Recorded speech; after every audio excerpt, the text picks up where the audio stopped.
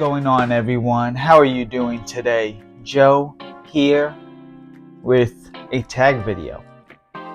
It's been a while since I've done one of these tag videos, and you can thank Ross over at Tltg Reviews. He recently made a video saying his Mount Rushmore blue fragrances. And I thought to myself, my favorite color is blue. I have a blue watch. My favorite Sour Patch is blue.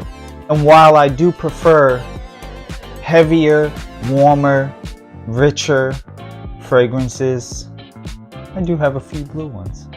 So I'm going to give you my list right now. I will say this. This list will have a little bit of overlap compared to Ross's and probably compared to some other people who are going to release their list. But I promise you mine is still significantly different than theirs. Okay? Cool. This fragrance is in line with a fragrance that Ross mentioned, but with my own little bit of a twist. Giorgio Armani's Acqua di Gio Profondo Lights. I prefer this over Profondo, and minus actual Profumo, this is probably my favorite of the Acqua di Gio line. Profumo, just undefeated. But Profumo is not necessarily a blue fragrance, in my opinion. This one is. The incorporation of the ginger and vetiver here really give it a really nice touch that a lot of people really slept on this one. The only knock against this is the fact that it's not as easily accessible as it was 2 years ago. But if you search a little bit, you can still pick this up for maybe even under retail. Lasts a long time, super versatile, and great for all age groups. This is one of my foreheads of my Mount Rushmore. Next fragrance is where I definitely take my own turn on it. Still a blue fragrance, but with the incorporation of tonka. Those who know me know I love my tonka. Makes this fragrance one of my other heads of the Mount Rushmore. Azal Chrome Legend.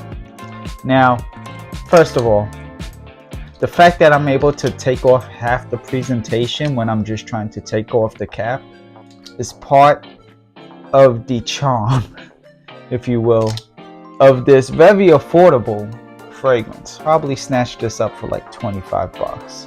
Let it be known that this fragrance has been reformulated and somewhat repackaged to where now the bottle will look like this and then have like some sort of basic generic stock cap. But you're gonna get this aquatic, oak mossy, vetiver, semi-citrus, fruity, apple tonka fragrance that has a bit of a metallic touch to it. As far as cheapies go, this is one of the best, even if the reformulation has changed the performance. For me, this is just extremely nostalgic. I've had this bottle for almost 10 years now, and you see this is all that's left of it. I remember purchasing this on a first date. Her and I went ziplining and like on this big rope course thing, climbing trees. It was crazy. It's only stuff I would do because I was in Georgia then. I wouldn't be trying to do that here in New York. Went out there. After that, we went, had a nice dinner. Nightcap, Step Up 4. I actually don't even remember what the name of the actual title was for Step Up 4, but just know it was Step Up 4. This is another good, just any age group, very versatile blue fragrance. In my opinion, one of the best blue cheapies, sub $40 you could purchase. Yeah, great job Azal. If this isn't on your Mount Rushmore list, does it even count, honestly? Bleu de Chanel, Parfum. This is the Parfum concentrated version. I enjoyed this version. I recommend to others the Eau de Parfum version.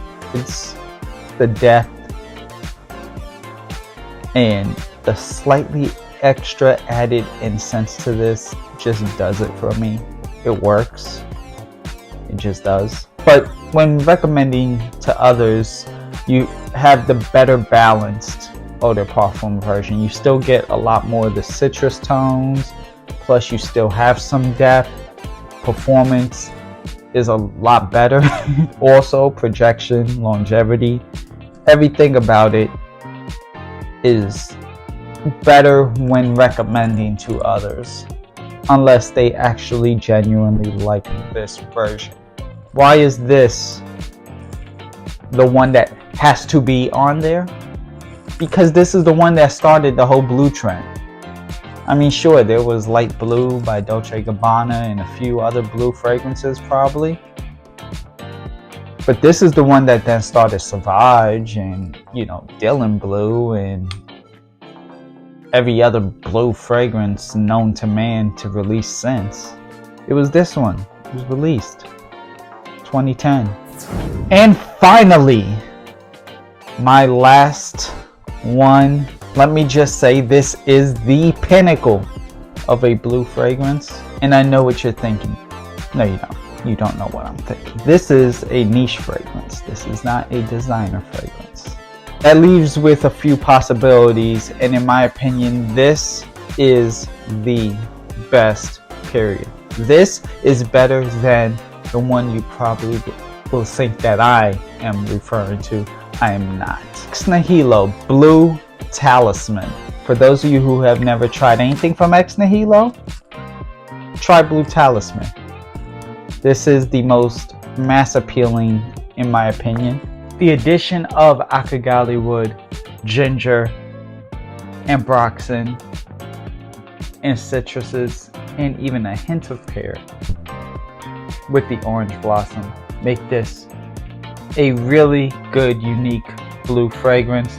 This, in my opinion, is better than Elysium. This, in my opinion, is better than any niche blue fragrance.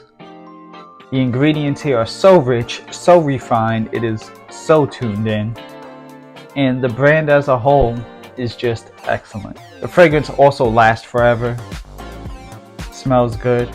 It's garnered me more attention wearing this than what Bleu de Chanel ever has. Now, don't get me wrong, Bleu de Chanel is nostalgic. We'll never, respect to Bleu de Chanel.